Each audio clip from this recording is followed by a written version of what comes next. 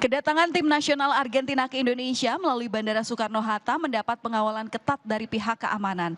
Tim disambut langsung oleh Ketua PSSI Erick Thohir beserta jajarannya. Ketatnya pengamanan bahkan membuat jurnalis dan penggemar tim nasional Argentina hanya bisa melihat dari kejauhan. Dan selanjutnya, dengan pengawalan ketat, seluruh tim berangkat menuju penginapan untuk beristirahat. Datang dari mana, Bang? Lihat aja, dekat sih. Kan juga jarang-jarang ya pasti. Terus kalau misalnya udah hayat sedikit pasti udah lebih ramai juga daripada di Bandara sebenarnya. Jadi ya kesempatan aja sih sekarang jadinya. Tahu sebelumnya? Udah tahu sebelumnya sih. Ada yang infoin pasti kalau di Twitter tahu kok dari mana kok. Akhirnya Setibanya di Indonesia, rombongan timnas Argentina langsung dibawa menuju Hotel Fairmont di kawasan Senayan, Jakarta.